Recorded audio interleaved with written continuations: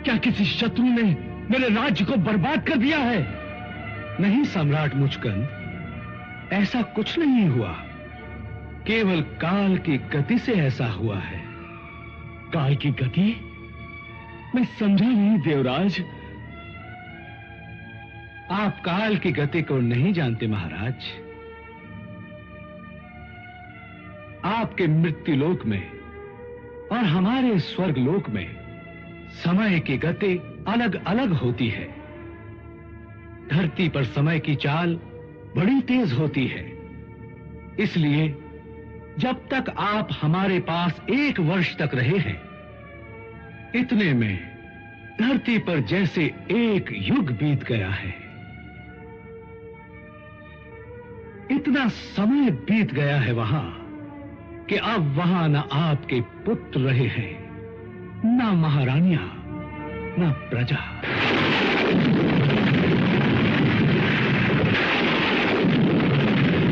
वत्स, मृत्युलोक और ब्रह्मलोक की काल की गति अलग अलग होती है।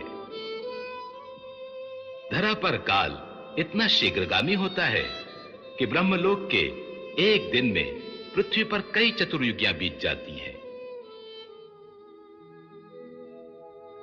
सो ब्रह्मालोक में तुमने जो क्षण बिताए हैं, उतने में पृथ्वी पर 3 युग बीत गए हैं। नमस्कार दोस्तों, द सुपर मिस्ट्रीज के एक और भाग में आपका स्वागत है। ये वीडियोस जो आपने देखी, ये वेदों पर आधारित हैं। जैसा कि आपने पहले वीडियो में देखा कि किस तरह स्वर्ग में 1 साल बीत जाने पर पृथ्वी पर 1 युग बीत जाता है, वही ब्रह्मलोक में 1 दिन भी कई युगों के समान होता है। तो आज का टॉपिक यही है, टाइम ट्रेवल। दोस्तों, वेदों में यह बात स्पष्ट कही गई है कि अलग अलग लोकों में समय अलग अलग गति से चलता है। जैसे जैसे हम ऊपर के लोकों या हायर वर्ल्ड्स में जाने लगते हैं, वैसे वैसे पृथ्वी लोक तथा ऊपर के लोकों के समय बीतने का अंतराल बढ़ता जाता है। तो वेदों के अनुसार अगर कोई व्यक्ति ऊंचे लोकों से होकर पृथ्वी पर वापस आता है, तो उतने में पृथ्वी पर कई वर्ष या युग बीत चुके होते हैं। यह होगा एक तरह का भविष्य में समय यात्रा। समय की बात करें तो प्रसिद्ध वैज्ञानिक एल्बर्ट आइंस्टीन ने समय को रिलेटिव बताते हुए थ्योरी ऑफ रिलेटिविटी दी थी। उनका यह कहना था कि समय हर जगह एक सा नहीं रहता और मास तथा ग्रेविटी के आधार पर बदलता रहता है। ऐसा ग्रह जो पृथ्वी से ज्यादा भारी और वहां की ग्रेविटी पृथ्वी से ज्यादा हो, वहां पृथ्वी के मुकाबले समय काफी धीमी गति से बीतेगा। एक सिद्धांत यह भी कहता है कि अगर आप स्पीड ऑफ लाइट की गति से पृथ्वी के चक्कर लगाते हैं, तो आपके लिए समय बहुत ही धीमी गति से बीतेगा, जबकि पृथ्वी वासियों की समय की गति जैसी है वैसी ही चलती रहेगी। कई वर्षों बाद पृथ्वी पर वापस आने पर पृथ्वी पे कई वर्ष आगे जा चुके होंगे, जबकि आपकी उम्र में बस कुछ मामूली बदलाव ही दिखेंगे। प्रैक्टिकली ऐसा पॉसिबल नहीं है, क्योंकि लाइट की गति से चलने के लिए अनंत ऊर्जा की जरूरत होती है, जो कि फिलहाल असंभव है। टाइम और ग्रेविटी में इनवर्स का रिलेशन होता है, यानी कि जितनी ज्यादा ग्रेविटी उतना ही स्लो टाइम। यह सिद्धांत 1971 में एटॉमिक क्लॉक एक्सपेरिमेंट के दौरान प्रूव भी किया जा चुका है। 2 एटॉमिक क्लॉक्स को एक ही समय पर लगाने के बाद एक को प्लेन में रखते हुए कुछ चक्कर लगवाए गए तथा दूसरे एटॉमिक क्लॉक को पृथ्वी पर ही रखा गया।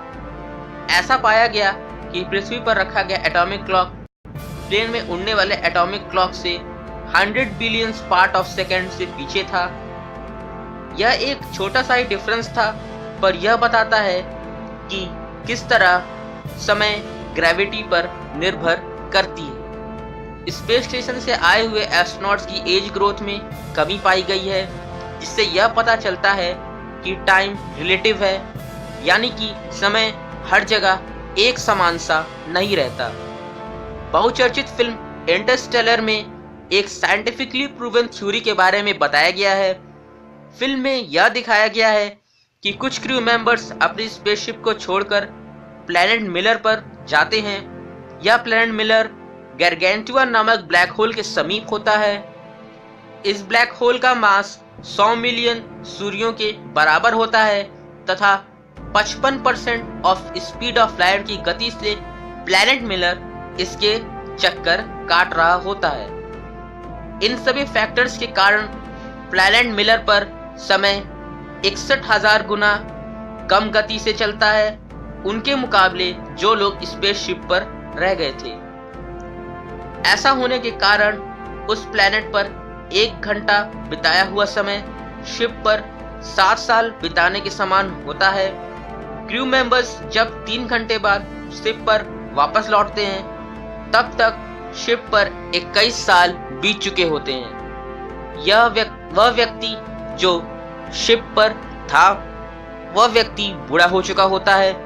यह कैलकुलेशंस साइंटिफिकली प्रूवन है और एग्जैक्ट ऐसा ही होगा अगर असली में ऐसा होता है तो यह थी भविष्य में जाने की कुछ थ्योरीज। हालांकि टाइम ट्रेवल करने के लिए बहुत सी थ्योरीज दी गई हैं पर अभी के लिए सब कुछ हमारे लिए संभव नहीं है। जल्दी ही आपको भूतकाल में जाने के लिए कुछ थ्योरीज और प्रैक्टिकल्स पर एक नए वीडियो के साथ हम फिर वापस लौटेंगे। अगर वीडियो पसंद आई तो लाइक, कमेंट, सब्सक्राइब और शेयर जरूर करें। धन्यवाद। See you all later.